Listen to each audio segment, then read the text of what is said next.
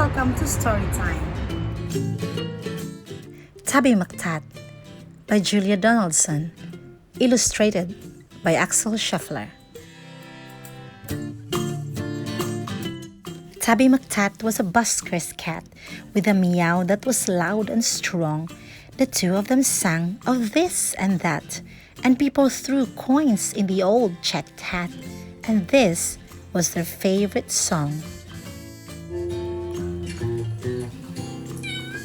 Me, you, and the old guitar, how perfectly, perfectly happy we are. Me, you, and the old guitar, how perfectly happy we are. One morning, while Fred ate some bacon and bread, McTat took a stroll round the block, then stopped, for there on a doorstep sat a gorgeously glossy and green-eyed cat. She was black with one snowy white sock. Sock and McTat had a cat-to-cat chat, and that's how their story began. For a while they were chatting of this and of that. A thief had his eye on the old checked hat. He eyed it, he snatched it, he ran. The busker gave chase, but he tripped on a lace, and crash, in a flash he was down. He broke his leg, and he banged his head, and he ended up in a hospital bed in a faraway part of town. "Goodbye," McTat said. "I must get back to Fred." But where had the busker gone? The sun went down and the sky grew black. The stars came out, but he didn't come back. McTat lingered on and on. A week later, Sock took a stroll round the block and found her new friend looking thin. "He's gone off and left me," said Tabby McTat. Then Sock said, "My people, Prunella and Pat, would gladly find room for a fine tabby cat." She was right, and they took McTat in. Next morning, old Fred left his hospital bed and found his way back to the square. But the brass band stood where the pair once sat, and the band played this, and the band played that. And Fred looked all round for his loud meowed cat, but Tabby McTat wasn't there. Now McTat had a wife and a very full life, with plenty of things to do, like washing Prunella and pouncing on Pat, and hiding the car keys under the mat, and keeping the newspapers nice and flat, and giving the pens an occasional bat, and nibbling this and nibbling that. But he dreamed of his friend with the old checked hat, and always woke up with a mew. And often he said, "What's happened to Fred?" And his paws took him back to the square, but the conjurer stood where the pair once sat. And he pulled out this, and he pulled out that, and people threw coins in the tall black hat, but the busker was never there.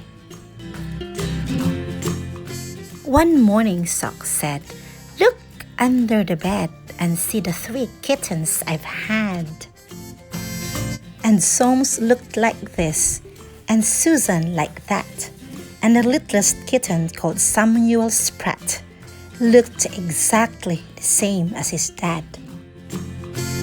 The 3 kittens grew, and they learned how to mew, and McTat sometimes sang them his song. And Samuel Spratt, with his tabby gray fur, had a deafening meow and a very loud purr, and he simply loved singing along. Me, you, guitar, how perfectly, perfectly happy we are. Me, you, and the old guitar, how perfectly happy we are. When Susan and Soames found very good homes, their parents were happy and proud. There was one home like this and another like that. But nobody wanted poor Samuel Spratt. They all said, "His voice is too loud." Now Tabby McTat was a home-loving cat, but he couldn't stop dreaming of Fred. And one day he called for his wife and his son, and he told them, "There's something that has to be done. I must go and find him," he said. So up and down and all over town, he wandered a whole week long. For many a morning and afternoon, by the light of the sun and the light of the moon, till he heard a familiar song.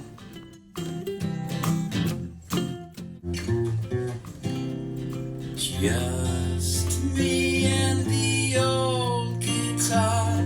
If I had a cat, I'd be happy far. Just me and the old guitar. With my cat, I'd be happy far. "It's Tabby McTat! It's my long-lost cat!" Old Fred was ecstatically glad. Then the two of them sang of this and that, and people threw coins in the new checked hat. But why did McTat feel sad? He was missing his wife and his comfortable life, and the dozens of things to do, like washing Prunella and pouncing on Pat, and hiding the car keys under the mat, and keeping the newspapers nice and flat, and giving the pens an occasional bat. But how could he tell the busker that? Then out from a shadow sprang Samuel Spratt. "Oh, please let me be the busker's cat," he said with his deafening mew. Now, Samuel Spratt is the busker's cat, with a meow that is loud and strong. The two of them sing of this and that, though Samuel sings just a little bit flat, and people throw coins in the old checked hat. And this is their favorite song.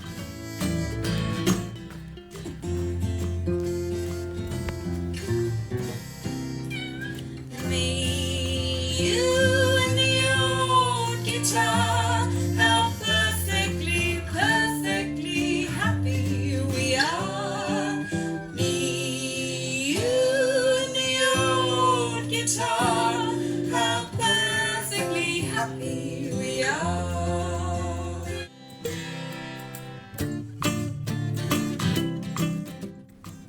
The end.